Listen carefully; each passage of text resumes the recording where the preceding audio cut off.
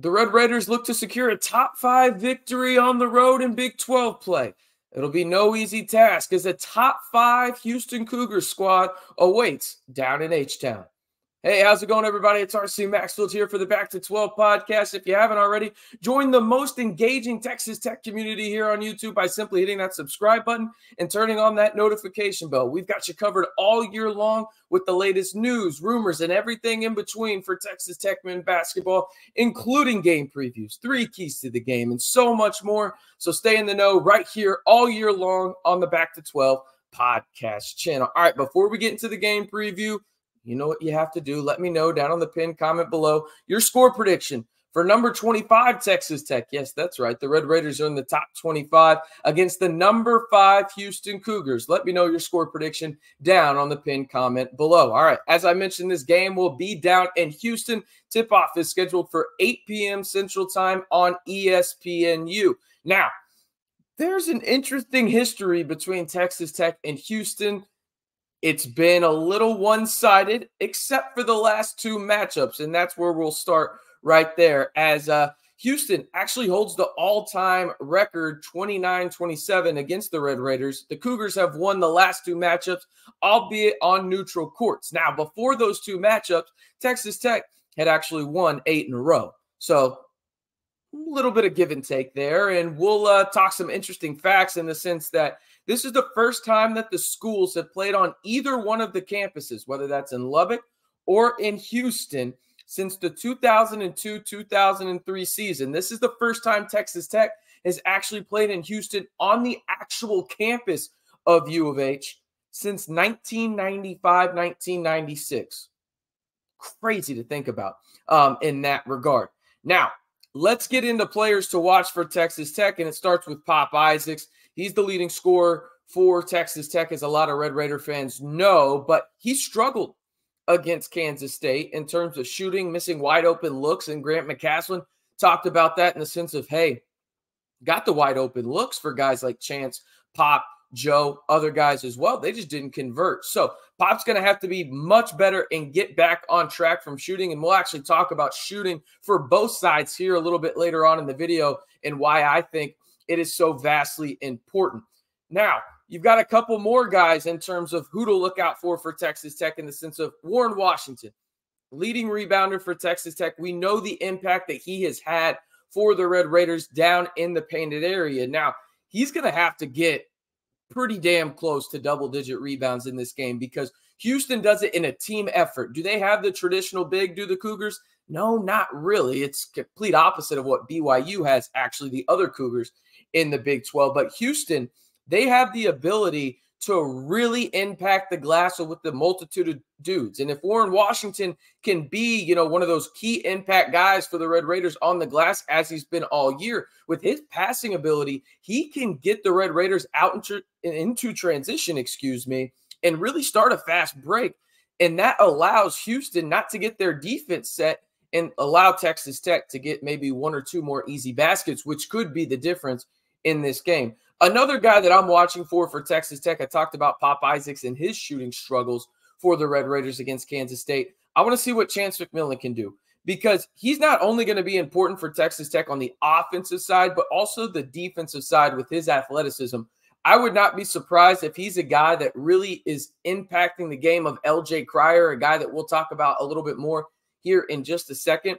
With Chance's athleticism, he's going to be asked to do a lot of things on the defensive side against Houston that would allow Texas Tech and have guys like Joe Toussaint maybe be on shed a little bit more. And Chance will have to be a pivotal player for the defensive side, but also, just like Pop, he's going to have to knock down some of those wide open looks that Texas Tech will get because they've proven that they can get them. It's just, hey, can they knock them down?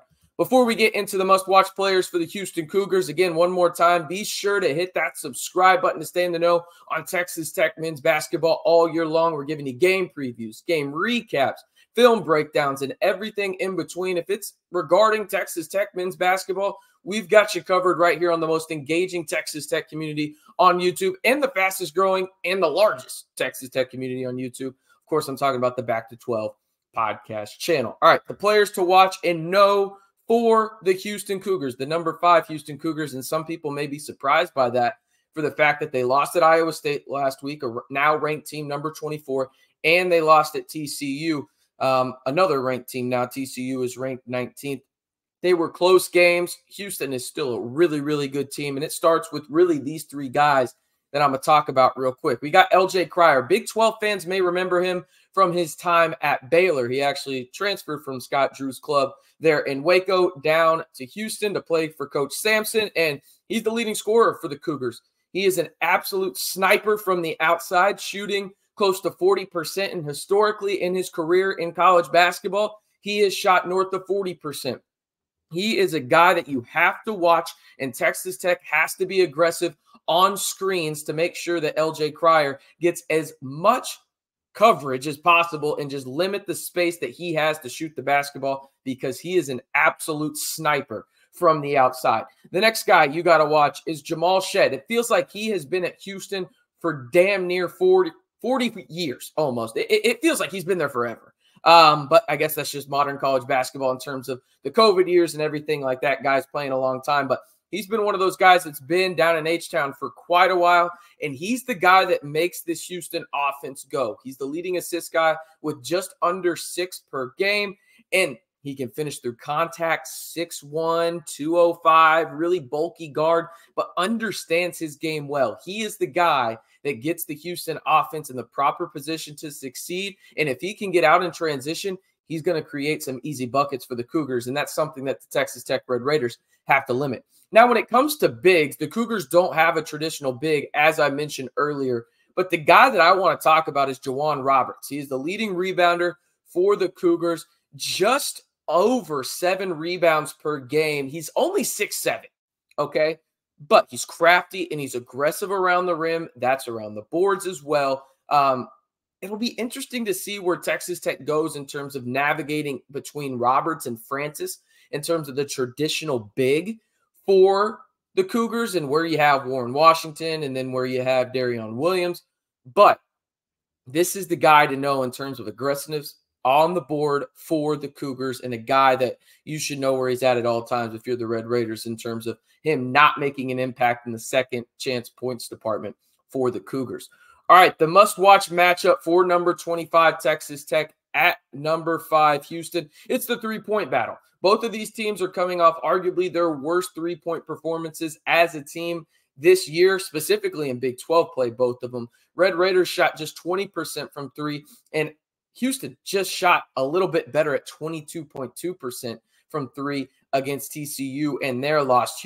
Shooting is a huge deal for these teams, okay? I mentioned LJ Cryer, obviously Pop. You got Chance McMillan, Kerwin Walton, Darion Williams. There's multiple guys on the Cougar squad as well. But I think which team shoots better in terms of, hey, who can get to that, stop me if you've heard this before, from my mouth, 35% from 3 as a team. I think that team has a greater chance of winning this basketball game, because Houston is the better team. I don't think anybody's going to argue with that, but Texas Tech does a lot of things well. If you go look at what they've done in the Big 12, Texas Tech is absolutely legit. This is going to be a bona fide Sweet 16 type matchup down in H-Town. Now, as for the odds and my prediction, the odds as it stands right now come from BetMGM. Houston is a minus 8-point favorite in this one. The total over-under is set at 134.5. In my prediction, well, it's in H-Town, so I'm going to take the Houston Cougars in this one. I've got them winning 74-69. Again, they're favored by 8 points. I think Texas Tech covers in this one, and it's relatively close when it comes to the total over-under, I guess. Not really. Math is hard sometimes, but I do have Texas Tech losing this one, and the Houston Cougars getting back on track at home by a score of 74-69. One more time on the pin comment down below. Let me know your score prediction for number 25 Texas Tech at number 5 Houston. And if you haven't already, be sure to hit that subscribe button. But more importantly, even hit that notification bell to stay in the know almost instantaneously on everything Texas Tech men's basketball all year long, right here on the most watched, the most subscribed, and the most engaging Texas Tech community on YouTube. Of course, talking about the Back to 12 podcast channel.